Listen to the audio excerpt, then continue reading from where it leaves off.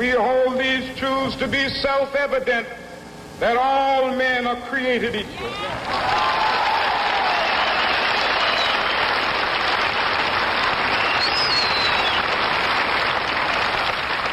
I have a dream that one day on the red hills of Georgia, the sons of former slaves and the sons of former slave owners will they be able to sit down together at the table of brotherhood. I have a dream that one day, even the state of Mississippi, a state sweltering with the heat of injustice, sweltering with the heat of oppression, will be transformed into an oasis of freedom and justice. I have a dream.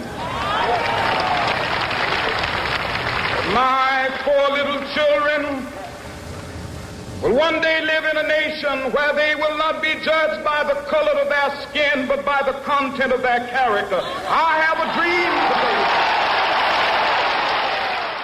today. Did ever a man die like Jesus? The lightning flashed and the thunder roared and the earth began to shake. And even the soldiers confessed that this must be the Son of God. Anyone that can see Jesus on that cross and not be touched has a heart of stone. They first took off his clothes. Then they took long leather thongs with steel pellets or lead pellets on the end and beat him across the back until he could hardly stand up. Then they put a crown of thorns on his brow and his face was bleeding. And they laughed at him and they spit on him and they mocked him. And with one snap of his finger, 72,000 angels had already drawn their swords ready to come to his rescue and wipe this planet out of existence in the universe. And Jesus said, no, to this end was I born. And he dragged and lifted and hauled that cross. And don't you black people ever forget one thing. The man that helped Jesus carry that cross was a black man. And don't ever forget another thing. Jesus belongs to Africa as much as he does to Europe and Asia. He was born in that part of the world that touches Africa and Asia and Europe, and Jesus was not a white man like me. Nor was he as black as some of you. We don't know what the color of his skin, but it must have been a dark color like the people of his day, because he was a man like them. Don't ever say it's a white man's religion or a black man's religion. It's a world religion. He belongs to the world.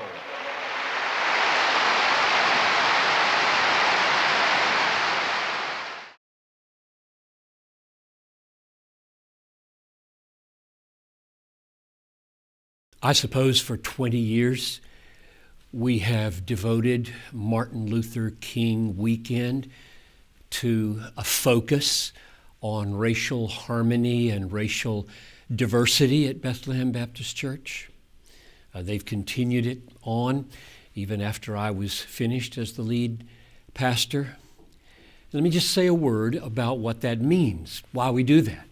When we do that, when we focus on racial harmony and racial diversity, or ethnic harmony and ethnic diversity, we're not focusing on the theological framework of Martin Luther King. We're not focusing on the ideological or political framework of Martin Luther King. We're not even focusing on the spiritual and moral framework of Martin Luther King. That's not what's going on. We're taking this moment in our cultural life as a focus point because Martin Luther King became, in his life and in his death, a flashpoint for a transformation that was needed in American culture, needed in the American church that I was a part of in Greenville, South Carolina, needed in human hearts like mine. He was the embodiment and the explosive moment that made crystal clear what has to change in the culture, in the church, in this person's life, and I think millions of others like me. That's the first meaning of doing it on that weekend. And the second meaning is he became a voice of blood crying from the ground like Abel's blood, crying from the ground for 1,000 lynchings, 10,000 indignities. It was a voice representing blood from the ground.